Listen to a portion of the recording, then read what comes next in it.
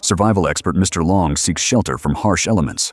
He discovers a massive hollow at the base of a giant tree and begins clearing accumulated debris with his bare hands. This initial excavation lays the crucial foundation for a secure wilderness sanctuary, rather than merely providing a temporary resting place for the night. Under the canopy, soft soil meets heavy sweat to transform an even ground into a solid foundation. Mr. Long plants a small sapling for hope before wielding a heavy wooden tamper to compact the earth layer by layer with immense focus and physical strength. The rhythmic pounding signals the base is complete, turning a chaotic natural pit into a stable platform for the future. As the interior gradually takes shape, more materials are desperately needed for the structure. Stepping out of the hollow, the survivalist scales the steep slope to harvest bamboo and slender trees, swiftly processing the raw timber to carry back to the camp for the upcoming construction phase. Gathering these vital structural elements serves as the absolutely crucial prerequisite for the upcoming and highly complex spatial reconstruction of the entire shelter. Back at the construction site, wood fills the void systematically. Sliding the harvested timber into the hollow, Mr. Long tests the compacted ground and wedges the first logs into the crevices, using a machete to secure them tightly for the foundation. This meticulous alignment ensures the initial floor framework can bear the heavy weight of future constructions without failing. He continues to increase the density of the planks, crouching on the platform to carefully adjust the flatness of each new piece, ensuring a stable surface. With the base fully secured, the available space is maximized efficiently. Treating the layout like a complex puzzle, he installs horizontal supports and lays short crossbeams to form a suspended bench, adapting to the narrow confines with bent knees carefully to ensure perfect fit. The emergence of this elevated seating area marks a highly significant leap from mere basic survival to comfortable and relaxed long-term habitation in the wild. This transformation clearly demonstrates his remarkable ingenuity and patience in creating a truly livable shelter within the hollow tree. Taking a brief respite, rest precedes the next phase of labor. After testing the newly built bench, Mr. Long enjoys a moment of tranquility before switching to a saw and chisel to carve precise grooves into the hard inner wall, meticulously for the beams. These accurately carved recesses are not just decorative features, but serve as the absolutely vital load-bearing points for the entire upper structure above. The careful placement ensures stability. The framework demands absolute precision with a chisel. He carefully widens the drilled holes in the tree wall. Straight wooden pegs are inserted into these openings, and he swiftly adjusts their angle to ensure they remain perfectly level. Kneeling on the newly laid crossbeams, he hammers the reinforcing dowels with force, the sharp echoes ringing through the hollow. Like pieces of a puzzle, small pathwoods are tightly arranged between the domain beams. He presses them down repeatedly with his palms, meticulously adjusting for flatness. This tight interlocking transforms loose timber into a rigid, unified and incredibly strong structural skeleton for the shelter. Shifting his weight to the higher rim of the hollow, Mr. Long saw his fresh timber for the upper gallery with steady precision and unwavering focus. He then kneels upon the newly laid planks, carefully shaping a thick branch into a sturdy support for the guardrail structure above. Sunlight filters down from above, illuminating his focused labor as he finally severs the wood and sets it aside to clear the workspace completely. With deliberate care, he adjusts the final row of edge sealing sticks, locking them tightly into place to ensure absolute stability and strength. The once rough and uneven cavity is now transformed into a remarkably flat, dry and robust multi-level living space, fully prepared for the future needs of survival in this wild environment. Safety requires strict boundaries, and the platform edges are fortified, driving short stakes vertically into the platform gaps and nailing them securely. He then cuts and arranges horizontal protective strips, Mr. Long the staircase edge precisely to prevent any slipping. These defensive additions prevent accidental falls, ensuring the elevated living area remains completely secure throughout the dangerous and unpredictable night. The interior is complete. Mr. Long rises and stops firmly on the platform edge, confirming stability with no shaking or noise. Satisfied, he looks up at the treetop, puts away his hammer, and leaves the finished space descending from the roots. He grips a long bamboo pole, seeking footholds on the steep slope to prepare for the staircase beams. Stepping onto the main beam's middle section, he tests it with his weight. It bends slightly, but holds strong. This proves the structural integrity, paving the way for the next phase of construction.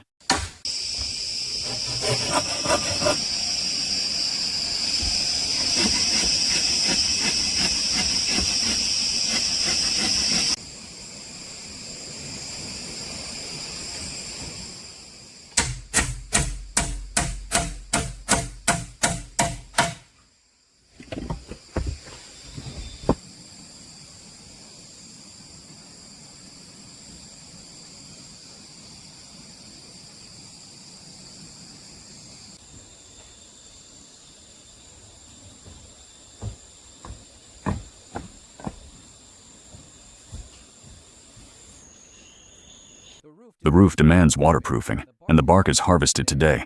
Navigating through the dense foliage, Mr. Long evaluates a pale tree, cuts a horizontal gash, and uses his body weight to peel off massive, resilient sheets of bark slowly from the trunk. This raw material is not just ordinary forest debris, but the ultimate shield against the impending and severe tropical downpours. With the harvest secured, he bundles the resilient bark and hoists the heavy load onto his shoulder.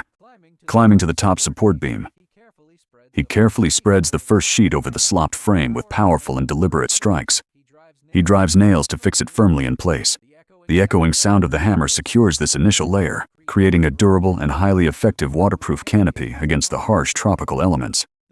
The canopy expands and all the seams are covered properly. As the bark gradually covers one side, the largest piece is placed over the ridge to seal all joints, leaving only a small ventilation opening for the air to circulate. This overlapping technique ensures that rainwater will flow off smoothly without ever seeping into the living quarters below. Mr. Long then positions 4 wooden strips around the aperture, constructing a sturdy base frame for the future skylight above.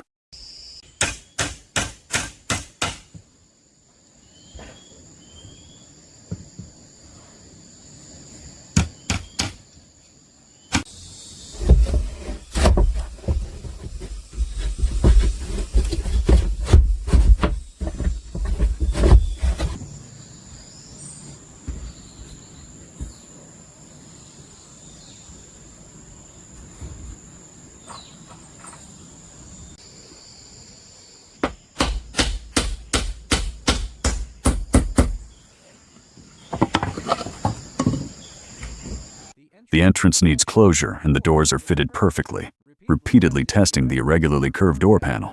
Mr. Long trims the bark edges until it seals perfectly and remains shut by its own heavy weight without any gaps. The seamless integration of this wooden door provides both essential thermal insulation and crucial concealment from the outside world entirely. Agriculture begins and the soil is prepared with meticulous care for planting. Lining a suspended frame with thick bark and filling it with evenly spread earth. He then ventures deep into the forest to chop and gather firewood for the evening ahead in the camp. This significant transition from pure shelter building to active soil cultivation marks the true dawn of long-term self-sufficiency in the wild. The careful preparation ensures stability and endurance for future growth. With the fire now steadily burning, Long turns his attention to preparing a meal.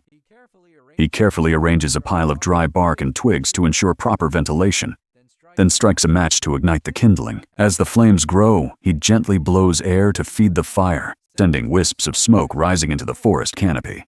Sitting on a bamboo platform at the cave entrance, he sorts through a bowl of white rice before heading into the nearby grove. Looking up, he selects a suitable green bamboo stalk with deliberate care. He pours the grains into the hollow tube, the soft sound of sliding rice marking the start of his evening's sustain in the wild.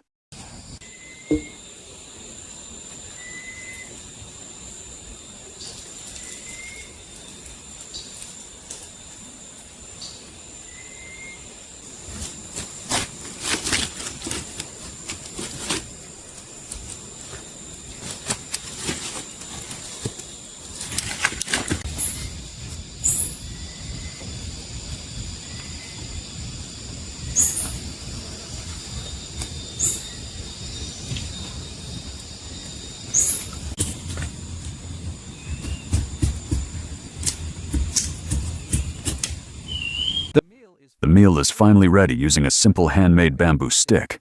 Mr. Long carefully extracts the steaming hot rice and chews each bite with deliberate, mindful care. He pauses to gaze at the distant mountains as the soft twilight descends upon the forest.